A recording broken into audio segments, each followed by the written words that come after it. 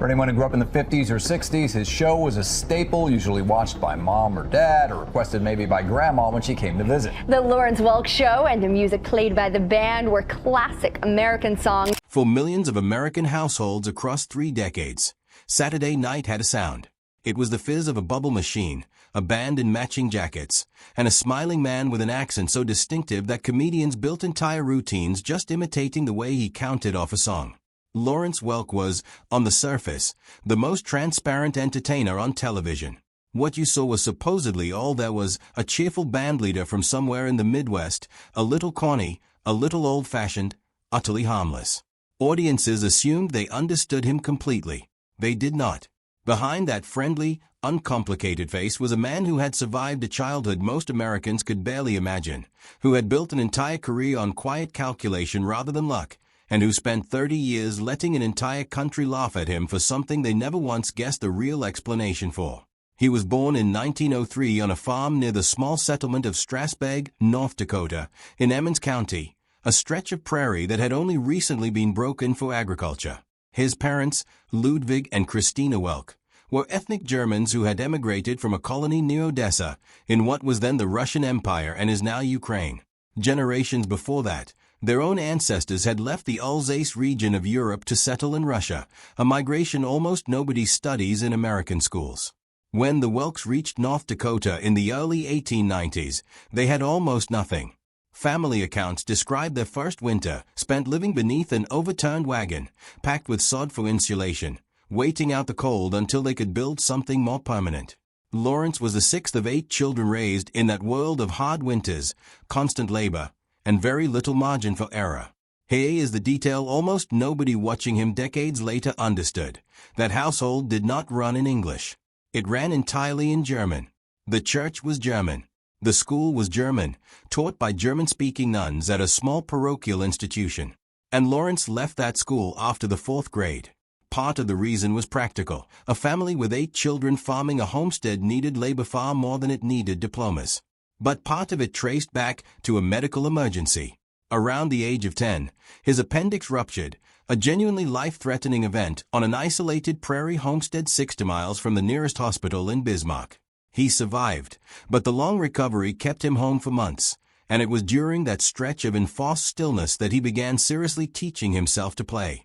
His father owned an accordion, one of the few possessions the family had carried across an ocean and a continent, and young Lawrence would sit and work at it for hours, first on a cheap mail-order instrument of his own, then dreaming of something better. By his early teens, he was already earning small amounts of money, playing at barn dances and local weddings. But a professional-grade accordion cost around $400, an almost unthinkable sum for a Dakota farm family in 1920, and certainly not money his parents were willing to spend on what looked to them like a passing fancy rather than a livelihood. So at 17, Lawrence proposed something unusual for a boy his age: a formal arrangement with his own father.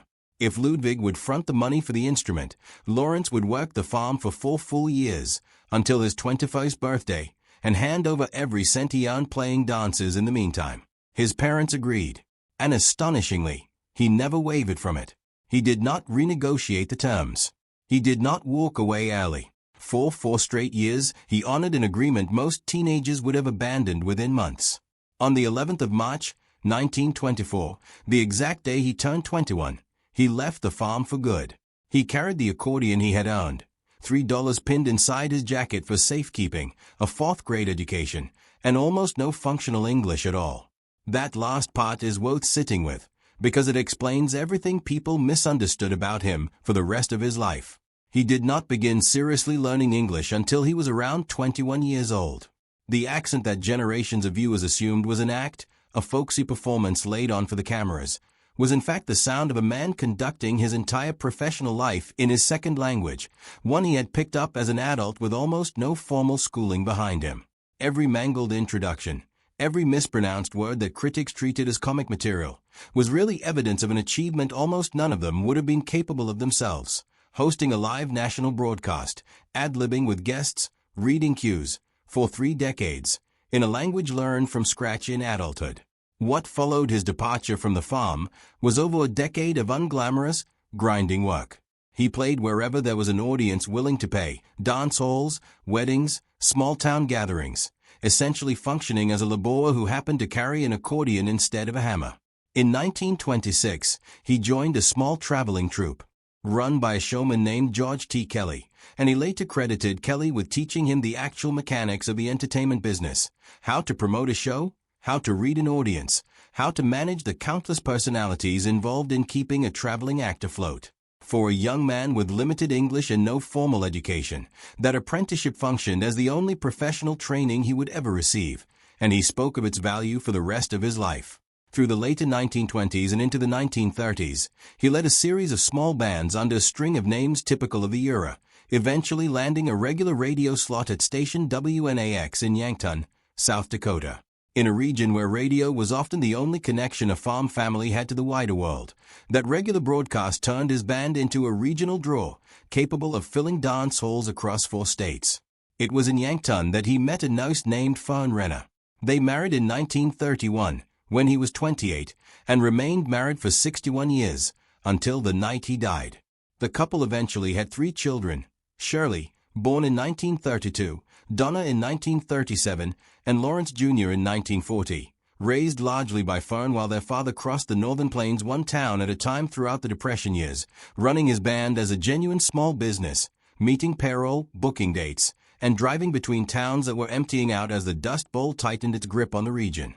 The name that would define him arrived almost by accident, in Pittsburgh in 1938, when an audience member described his sound as being like sipping champagne, light and bubbly. He embraced the description completely, building an entire identity around it, eventually adding the literal bubble machine that became his visual trademark. It was a shrewd decision disguised as a charming one. Welk understood, in the middle of the big band era, that he could never outplay the virtuoso orchestras of Duke Ellington or Benny Goodman.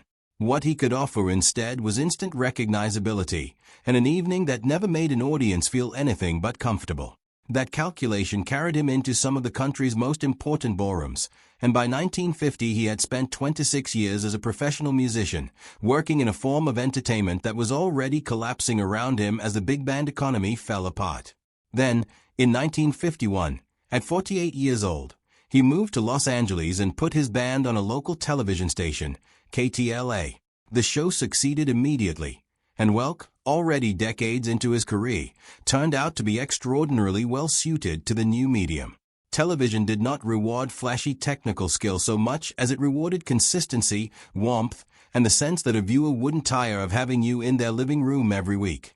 He had that in abundance, honed over a quarter century of reading live audiences.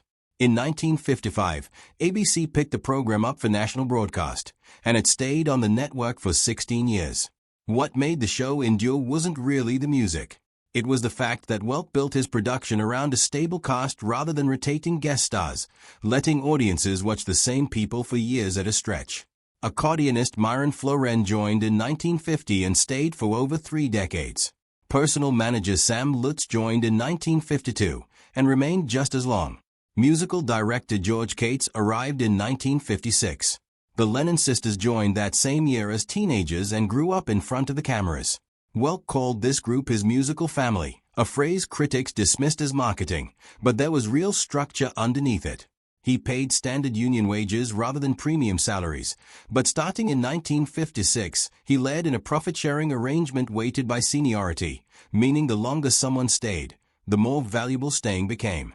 It was, in effect, an early and unusually sophisticated approach to retention in an industry famous for its instability, and it explains why the people around him rarely left. None of that quiet strategic thinking showed up in the press. What the press wrote about, relentlessly through the 1960s, was the accent, the wholesomeness, the perceived squareness of the whole operation. He became cultural shorthand for everything unfashionable in American life, a punchline that required no setup. He absorbed the mockery for years without altering the format, without chasing relevance, without adding a younger co-host or a rock number to prove he understood the moment. He knew exactly who his audience was and declined to be embarrassed by them. In 1971, the network let him go, part of a broader industry purge that also swept away several other shows aimed at older, rural viewers in favor of programming advertisers considered more fashionable. By any normal expectation, that should have been the end of a 68-year-old entertainer's run. Instead, Welk did something almost nobody in his position had managed before. He built his own distribution system, taking the show directly to individual television stations across the country in exchange for keeping a slice of the advertising inside it. Within months, the program was airing on more than 200 stations, a wider footprint than the network that had just canceled him, reportedly reaching as many as 30 million viewers a week.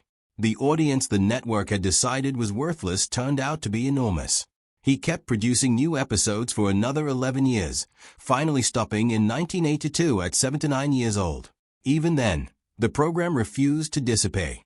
Reruns kept circulating, and starting in 1987 public television stations began airing them to entirely new generations of viewers, a run that has essentially never stopped.